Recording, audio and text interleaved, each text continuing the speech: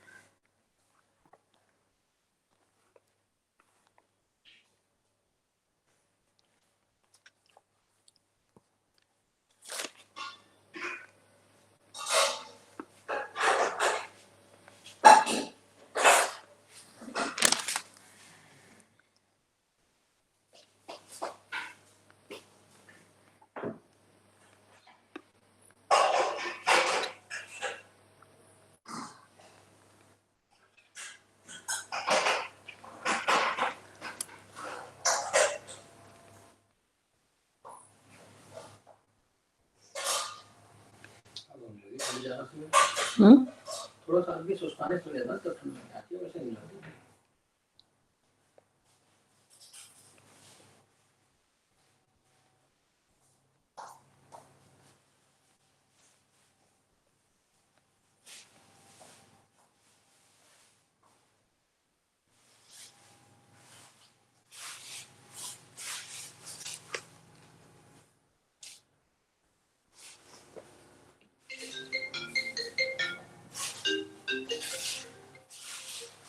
हाँ रोशन, नमस्ते।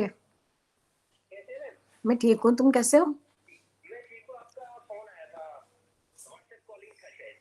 हम्म, अच्छा, वो हाथ लग गया होगा मेरा ना।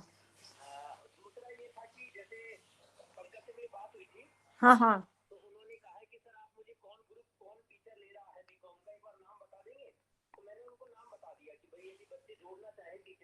हम्म, हाँ हाँ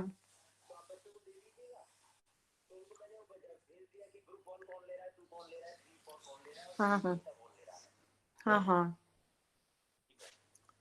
अच्छा ठीक है। मेरी बस अब क्लास शुरू हो रही है ना। ठीक है, ठीक है।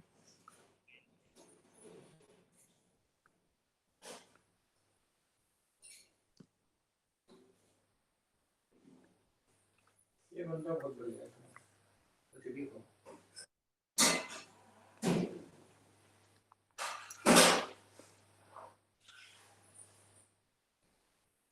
अभी मैंने भेजी है वीडियो।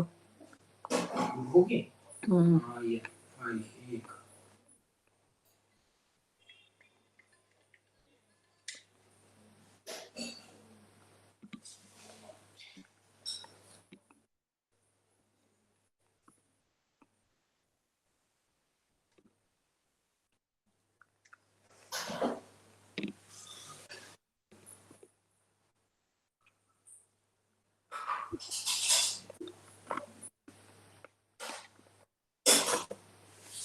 जय श्री राम।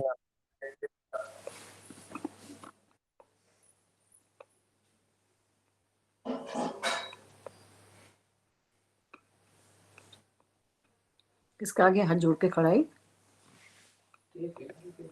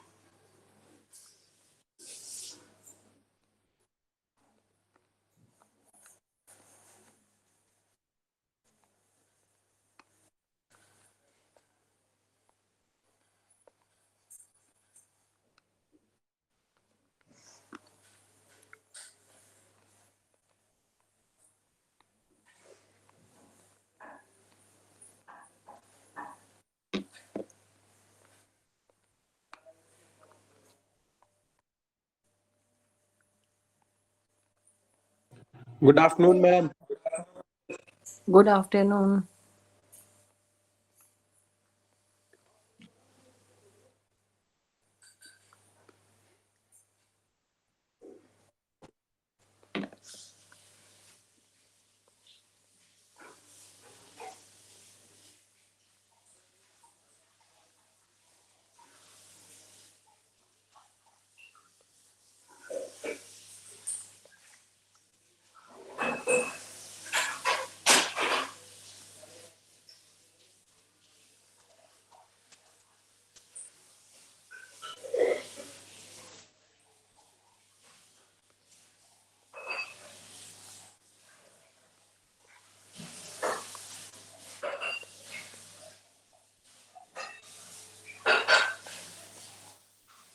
कर दूं मैं क्लास शुरू?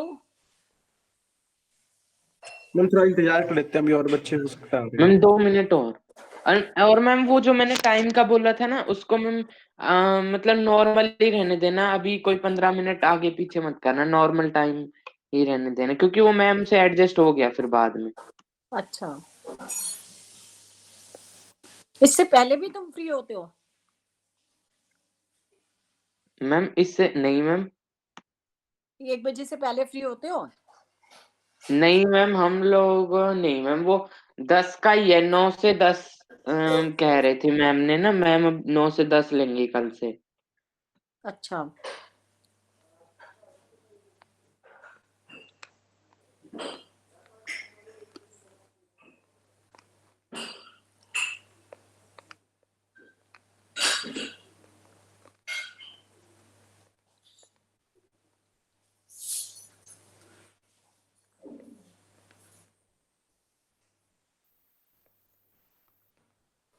अभी ना मुझे एक क्लास अभी मिली है, कल ही, यस मैम। और 4 मार्च तक मुझे उसका जो पूरा कोर्स है ना यस मैम। वो कराना है। Yes ma'am. तो मैं तुम्हें थोड़ा पहले ही छोड़ूंगी क्योंकि तुम्हारा बहुत ज्यादा हो गया है। मैंने आपको बताया था। यस मैम, कोई बात नहीं मैम। और पता है क्या है कि मैंने तुम्हें, मेरी अभी बात हुई 2-3 टीचर से, तुम्हारे को संक्षेप में प्रवृत्तियां आएंगी, बहुत संक्षेप में बताना है। मैंने तुम्हें बहुत ज्यादा डिटेल में समझाया है। यस मैम, मतलब आसान आएगा पेपर? पेपर इतना मुश्किल नहीं होता, बहुत आसान होता है। Yes ma'am. और मैम वो हाँ हाँ ध्यान आया, पेपर आप ही चेक करोगे? पेपर पता नहीं किसके पास जाएगा, जैसे हम बीए अच्छा। प्रोग्राम पढ़ाते हैं, यस मैम। हो सकता है मेरे पास आए या हो सकता है मेरे कलीग के पास आए। यस, मतलब कॉलेज में ही रहता है ना? हाँ। हाँ ओके मैम। पेपर तो ऑनलाइन ही होगा ना? हम्म। हाँ।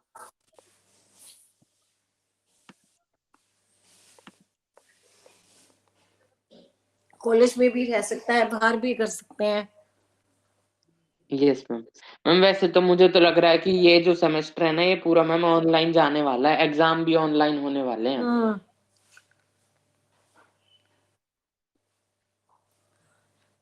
ये जो साल है ना मुझे लग रहा है ऐसे ही निकलेगा। Yes ma'am. मैम क्योंकि ऐसा होता है कि मैम जो डीयू है ना वो 1-1.5 महीने पहले वो निकाल देता है नोटिस, जब आना होता है ना कॉलेज में। जैसे हम्म। पिछले साल भी जैसे डीयू कह देता है कि हाँ अब तुम्हारा एडमिशन हो गया, तो 1 महीने पहले ही बता देता है कि इस डेट को तुम्हारी क्लासेस स्टार्ट हो जाएंगी, इतने तुम्हारे पास 1.5 महीना है, तुम लोग रहने का अपना मतलब कर सकते हो जो दूर रहते हैं, ऐसे 1.5 महीने पहले बता देता है। तो मैम अभी मार्च तक तो कोई सीन ही नहीं लग रहा। नहीं है, मार्च तक तो ऐसे ही होंगी क्लासेस। और यस मैम। अभी दिल्ली में बहुत फैला भी हुआ है कोरोना। Yes ma'am. और फिर मैम एग्जाम भी अब ऑनलाइन ही होंगे इस सेमेस्टर में तो पक्का। हाँ। नहीं, इतने सारे बच्चे अगर एक साथ आएंगे कॉलेज में तो एक डिस्टेंस रखना तो बहुत मुश्किल हो जाएगा ना। Yes ma'am. इतने बड़े बड़े हमारे पास रूम भी नहीं है, जगह भी नहीं है इतनी। Yes ma'am.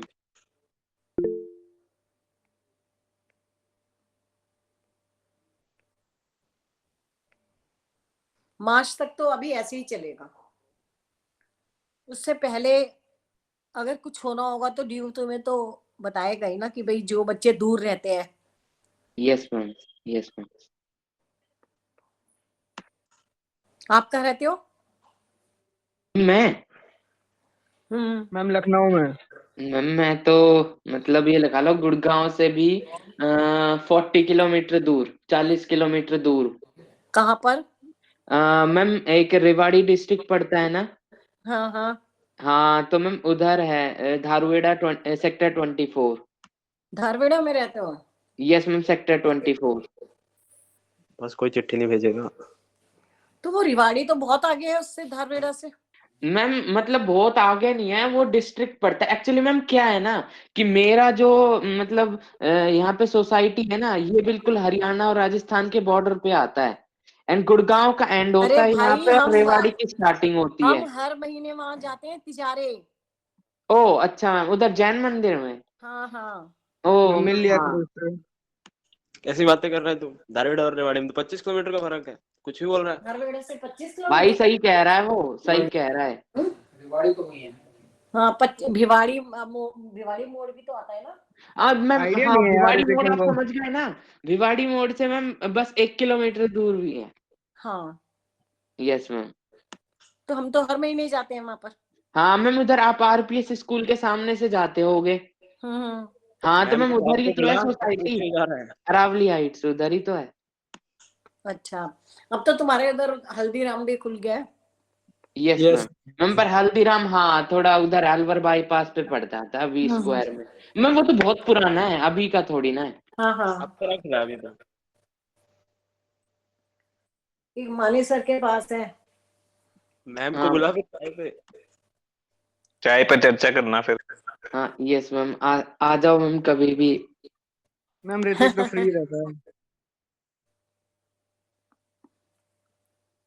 तुम वहां पर कौन से स्कूल में पढ़ते थे रहते? मैम मैं पढ़ता था रमन मुंजाल विद्या मंदिर, बीएमएल मुंजाल यूनिवर्सिटी देखी है ना मैम आपने, वो उन्हीं का ही स्कूल है वहां पे। हीरो होंडा हीरो, के पास? यस मैम, हीरो का, हीरो मोटोकॉप का। अच्छा, कर दूं क्लास चालू? Yes ma'am, yes ma'am, start कर। Yes ma'am. पता है क्या है, मैंने तुम्हारे को अभी तक जितना भी कराया है ना, बहुत ज्यादा डिटेल में करा दिया। तो मेरी यहाँ टीचर से बात हो रही थी कि जो बीए प्रोग्राम हम ऑनर्स के लेवल पर कराते हैं बहुत डिटेल में, तो उन्होंने कहा कि जो बीए प्रोग्राम में होता है ना, हमें प्रवृत्तियां, हमें तत्व बताने होते हैं कि ये है ईश्वर के प्रति मान्यता, नारी के प्रति मान्यता, प्रबंध काव्य, काव्य क्या है, शैली क्या है, ये सब बताना होता है। ईश्वर के संबंध में उनकी क्या मान्यता है, ये सब आपको पता ही चल गया है। सूफी काव्य में बताओ मैंने आपको क्या बताया था, वो ईश्वर को क्या मानते हैं? मैम कौन? जो सूफी है वो ईश्वर को क्या मानते हैं? अहम। स्त्री मानते हैं, नारी मानते हैं। अच्छा यस मैम। सूफी। वो कहते हैं कि जो ईश्वर या अल्लाह है वो निर्विकार, निराकार और निर्विकल है, निर्विकल्प है। ये कल बताया था ना मैंने। ईश्वर या खुदा से मिलने के लिए, यस मैम। अर्थात परमात्मा के लिए प्रेम की पीर का होना आवश्यक है। अगर आपके अंदर प्रेम नहीं है तो आप खुदा को नहीं पा सकते। सूफी साधना में अहम भाव, अहम भाव मतलब खुदी का त्याग सफलता की कुंजी है। आपको अब ऐसे निर्गुण काव्य में है, आप अपने यस अहम का परित्याग करो। तो सूफी लोग कहते हैं खुदी को, जो खुद से जुदा देखते हैं, जो अपने आप को अपने से ही अलग देखते हैं और खुदी को मिटाकर, अपने आप को मिटाकर खुदा देखते हैं। तो यस। उन्होंने ईश्वर के या अल्लाह के संबंध में, कल मैंने तुम्हें बताया था वो निर्गुण निराकार है। सारा उन्होंने देखा, कुदरत में जी। पेड़ पौधे पशु पक्षी सब में उसी की छाया दिखाई देती है। यस फिर मैम, उन्होंने सदगुरु या पीर का महत्व बताया। इसे अरबी में यस मैम, मुस आपने जीव आत्मा को साधक के रूप में बताया था और नारी को प्रेमिका के रूप में। हाँ, और हाँ जो यस मैम, और पुरुष को प्रेमी के रूप में। यस मैम, हाँ, इसे अरबी में मुर्शीद भी कहते हैं। सूफी संप्रदाय में पीर जो होते हैं ना, उनके सदगुरु होते हैं पीर, तो ये उनको बहुत इज्जत देते हैं और ईश्वर से साक्षात्कार करने के लिए, मतलब मिलाने के लिए, वो कहते हैं पीर ही रास्ता दिखाता है। पीर जैसे हमारे यहाँ साधु संत होते हैं, है ना, इनके यहाँ पीर होते हैं। जो सूफी होते हैं उनके यहाँ पीर होते हैं और हमारे यहाँ संत होते हैं। जैसे हम कहते हैं गुरु गोविंद दोनों खड़े, काके लागू पाए, कहते हैं ना, वो कहते हैं कि जो पीर है ना, हमारे यहाँ साधु संत होते हैं, उनके यहाँ पीर होते हैं, जो ईश्वर से हमारा, खुदा से हमारा साक्षात्कार कराते हैं। अच्छा, एक होता है उनके में फना और बका।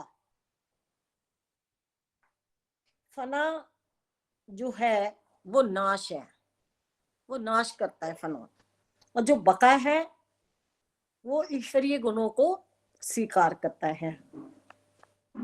तो मैंने कल बताया था कि वो नफ्स को मारकर, नफ्स जब खत्म हो जाता है तो ईश्वर के दर्शन हो जाते हैं। बताया था ना कल, यही याद ना। यस मैम, यस मैम, और उनकी साधना का सोपान, मतलब साधना की जो सीढ़ी है, वो है साधना के क्षेत्र में उनका जो केंद्रीय भाव है ना, सेंट्रल, वो है प्रेम। यस मैम, प्रेम को माध्यम बनाकर वो साधना करते हैं। उनके अनुसार इश्के मजाजी, मतलब लौकिक प्रेम, इश्के मजाजी लौकिक प्रेम से इश्के हकोकी अलौकिक प्रेम तक पहुंचा जा सकता है।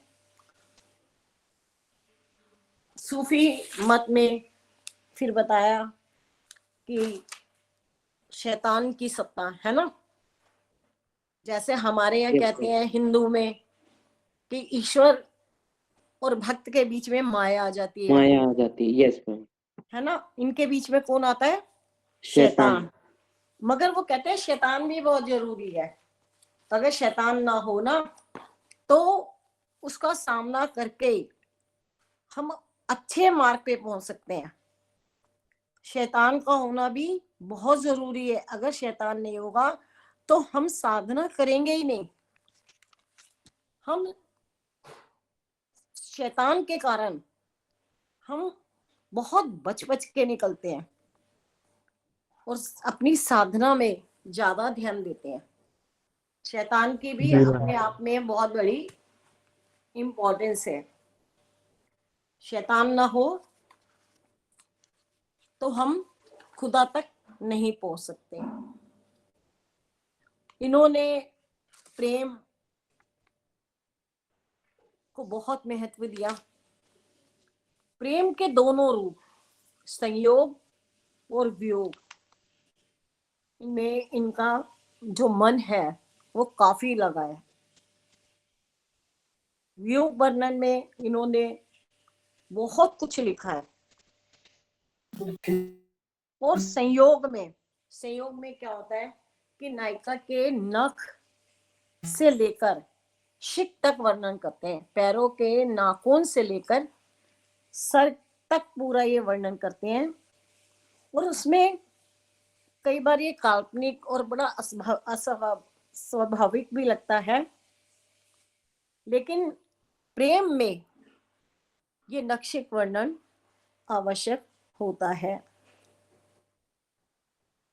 प्रेम के विविध पक्षों का वर्णन इन रचनाओं में नायकाओं का वर्णन लगभग एक सांचे में ढला हुआ है। फिर देखो, जब भी कोई काव्य लिखा जाता है, चाहे वो प्रबंध काव्य हो, मुक्तक काव्य, कोई भी हो, उसमें काल्पनिक पात्रों की सृष्टि जरूर होती है। अगर काल्पनिक पात्र ना हो तो कवियों को छूट नहीं मिलती। कल्पना का समावेश होता है, तभी जो काव्य है उसका ताना बाना सही बुन पाता है। ऐतिहासिक पात्रों पर भी कल्पना का जरूरत से ज्यादा रंग चढ़ाया गया है। अब फिल्में देखते हो, ऐतिहासिक फिल्में देखते हो, तो उनमें वो पात्र तो नहीं होते जहां पर वो बने होते हैं, हमें दिखाई देते हैं। तो काल्पनिक पात्र हमें बनाने पड़ते हैं। जैसे वो राजा, राजकुमार, राजकुमारियां, असुरों में राक्षस, असुर, बेताल, हंस, तोता, ये सब उनकी कल्पना है। कल्पना इसलिए है कि अपने काव्य को सुंदर बनाने के लिए उन्होंने नक्षिक वर्णन, घटना वर्णन, दृश्य, पर्व, वन, नदी, उपवन, समुद्र, सूर्योदय, रात्रि, इन सबका वर्णन किया। जैसे हमारे हिंदू काव्य में नदी, नाले, झरने, वन, उपवन, समुद्र, चांद, तारे, इन सब का वर्णन होता है ना, वैसा वर्णन इन्होंने किया है। और इन्होंने एक काम और किया है कि जो हमारे हिंदू समाज में जादू, अंधविश्वास है ना, मनोतियां, तंत्र मंत्र, जादू टोना, डायनो, करतूतों आदि रूढ़ियों के साथ साथ इन्होंने अच्छे भी वो लिए। हमारे लोक उत्सव जो तीज, त्योहार, व्रत, उन सब का भी इन्होंने वर्णन किया। इनकी कहानियां हिंदुओं के घर परिवार की है। घर पर हमारे हिंदुओं के घर परिवारों से भी इन्होंने लिया। उसमें इन्होंने हिंदू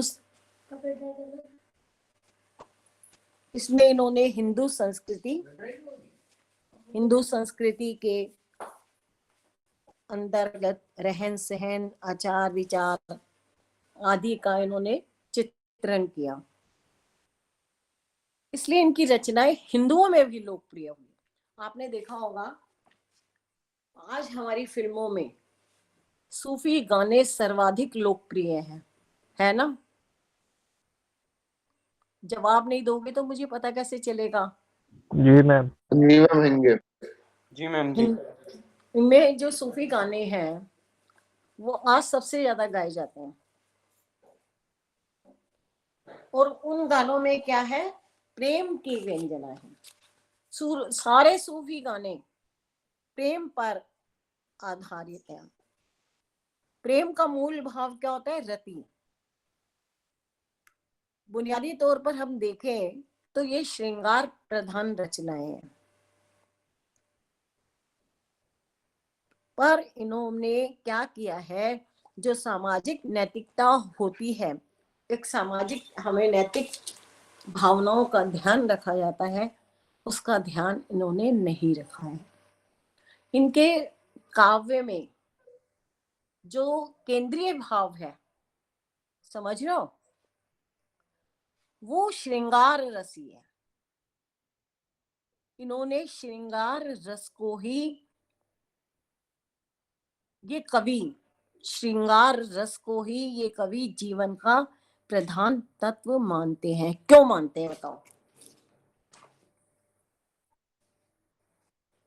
मैम श्रृंगार रस को ये जीवन का तत्व क्यों मानते हैं?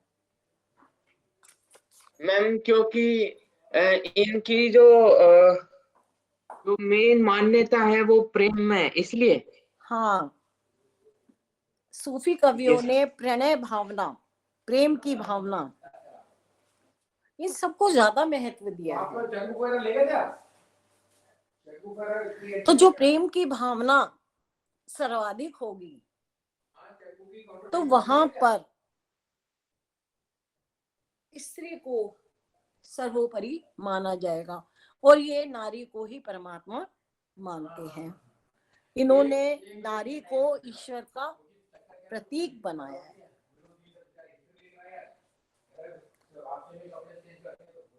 इसमें जो रहस्यवाद की इन्होंने बातें की, वैसी बातें कबीर ने भी की। वही सब है कि ईश्वर को यदि पाना है, खुदा को यदि पाना है, तो आपको प्रेम का मार्ग अपनाना पड़ेगा और अपने अंदर से सारे विकल्प निर्विकल्प होना पड़ेगा, निर्विकार होना पड़ेगा, आपको शुद्ध बुद्ध होना पड़ेगा। अगर आपके अंदर कोई विकार है, कोई दोष है, तो आपको खुदा नहीं मिलेगा। ना शैतान का वर्णन इन्होंने किया, लेकिन इन्होंने ये भी कहा कि आत्मा परमात्मा के मिलन में कौन बाधा डालता है? आत्मा और परमात्मा के शैतान मिलन मैम, में वो शैतान शैतान डालता है। और उस शैतान का काम क्या है? आत्मा को साधक परमात्मा से रोकना, मिलने से रोकना। मिलने से वो जगह जगह पर ना बाधाएं उत्पन्न करता है। लेकिन कुछ गुरु ऐसे हैं, पीर ऐसे हैं, जो साधक को रास्ता दिखाते हैं शैतान से बचने का। ये गुरु क्या करते हैं? सदगुरु की तरह, जैसे कवियों, संत कवियों के सदगुरु होते हैं ना, उनकी तरह साधक की मित्रवत, एक दोस्त की तरह से मदद करती हैं परमात्मा को पाने के लिए। तो पद्मावत एक है, उसमें राघव चेतन, पद्मावत जायसी का एक ग्रंथ है, तो उसमें ना राघव चेतन शैतान है और हीरामन तोता गुरु का प्रतीक है। तो इस प्रकार जो सूफी काव्य में एक अच्छी प्रतीकात्मा भी हमें दिखाई देती है। सूफी काव्यों ने कौन सी शैली का प्रयोग किया है बताइए? मसनवी शैली। Yes ma'am. मसनवी, मसनवी, मा, सा, ना और वा पे बड़ी की मात्रा। इन्होंने ज्यादातर महाकाव्य लिखे हैं। महाकाव्यों में जायसी सबसे सफल है। उन्होंने अलंकारों का बहुत सुंदर प्रयोग किया है और मुहावरे, लोकोक्ति, चौपाई, दोहा, इन सब का बहुत सुंदर प्रयोग किया है।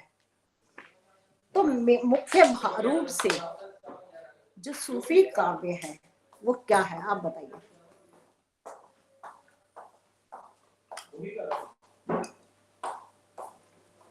रस कौन सा होगा इसमें बताइए? मैम कल भी मैंने बताया, श्रृंगार रस। श्रृंगार रस। यस मैम, अभी भी बताया था आपने कुछ। श्रृंगार रस इनका मुख्य रस है। और हिंदू सामाजिकता का भी इन्होंने वर्णन किया है। जैसे लोग, हमारे लोक में, हमारे लोगों में उत्सव होते हैं, तीर्थ होते हैं, व्रत होते हैं, जो हमारे घर में हिंदू परिवारों में कहानियां सुनाई जाती हैं, उन सब का भी इन्होंने वर्णन किया है। नारी को इन्होंने ईश्वर का प्रतीक माना है। रस इन्होंने श्रृंगार रस की बात की है ना। इनका प्रमुख रस जो है वो श्रृंगार रस है। श्रृंगार मतलब प्रेम को ही इन्होंने कवि जीवन का प्रधान तत्व माना है। प्रेम के दोनों है इनके में पक्ष, संयोग और वियोग, लेकिन खासकर इन्होंने संयोग का ही वर्णन किया है। तो सूफी कवि का जो प्रमुख है जायसी का पद्मावत, अभी फिल्म भी आई थी जिसके ऊपर काफी झगड़ा हुआ था। उसकी किसकी थी वो,